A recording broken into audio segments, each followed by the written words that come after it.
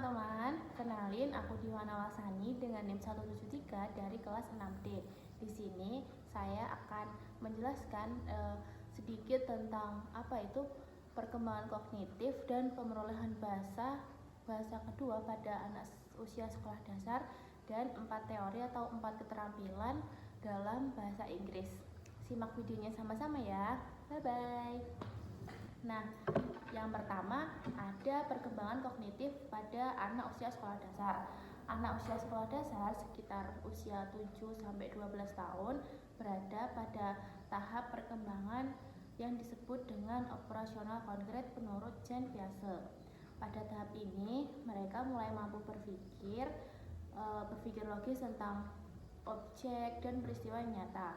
Mereka dapat mengklasifikasikan objek berdasarkan beberapa aspek, memahami konsep observasi, dan mulai berpikir kritis secara sistematis dalam menyelesaikan masalah sederhana atau karakteristik perkembangan siswa di sekolah dasar. Selain itu, anak-anak pada usia ini mulai mampu memahami sudut pandang orang lain yang merupakan langkah penting dalam perkembangan empati dan keterampilan sosial. Mereka juga mulai mengembangkan minat dan bakat mereka yang dapat menjadi sumber motivasi dalam belajar. Yang kedua yaitu teori pemerolehan bahasa kedua. Pemerolehan bahasa kedua mengacu pada proses di mana seseorang itu belajar bahasa selain bahasa dari ibu mereka masing-masing. Beberapa teori utama dalam bidang ini antara lain yang pertama ada teori Krashen.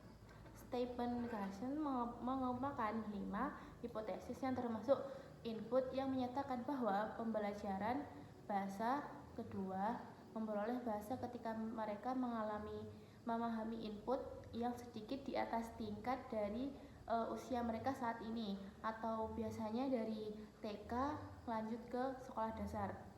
Krashen menemukan pentingnya lingkungan yang mendukung dan lingkungan yang bebas dari tekanan dalam pembelajaran bahasa.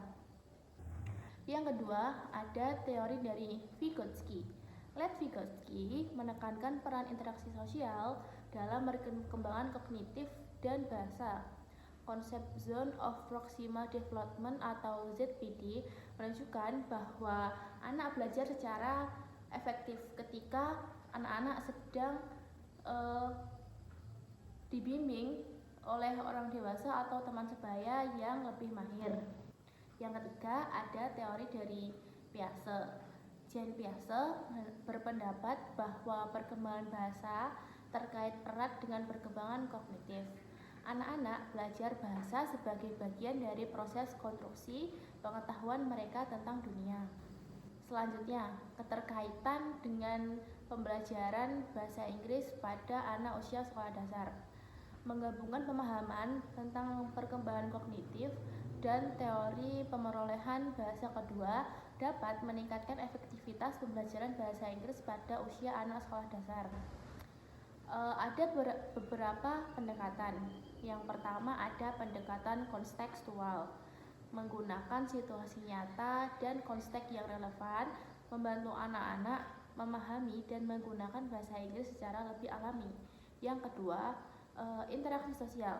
Interaksi sosial dapat mendorong kerjasama dan diskusi dalam bahasa Inggris, dapat meningkatkan kemampuan bahasa melalui interaksi sosial sesuai dengan teori.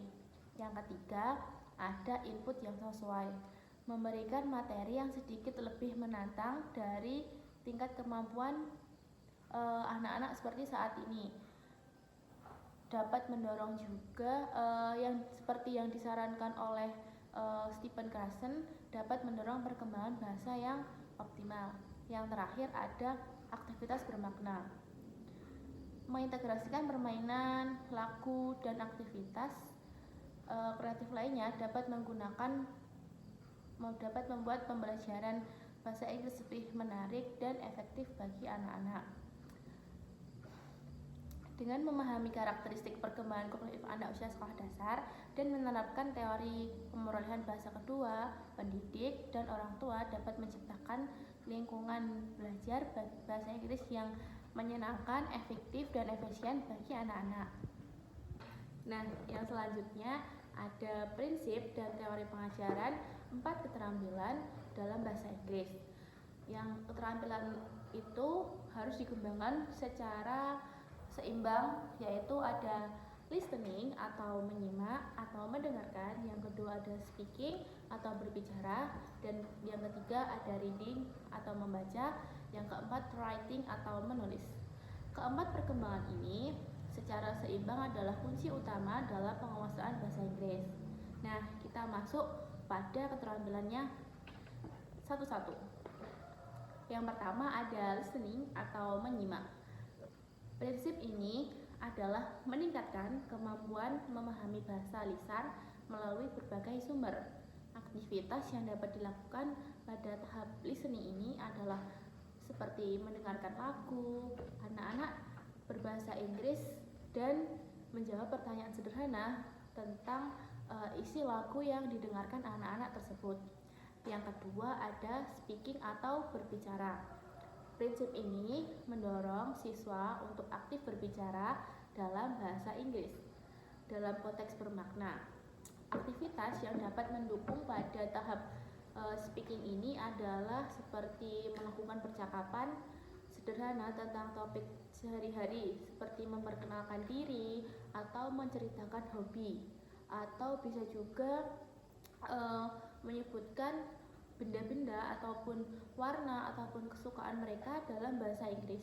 Yang ketiga ada reading atau membaca. Prinsip reading ini mengembangkan kemampuan memahami teks tertulis dan memperluas kosakata. Aktivitas yang dapat dilakukan pada tahap reading ini adalah seperti membaca cerita pendek berbahasa Inggris dan menjawab pertanyaan tentang isi cerita yang telah dibaca anak tersebut.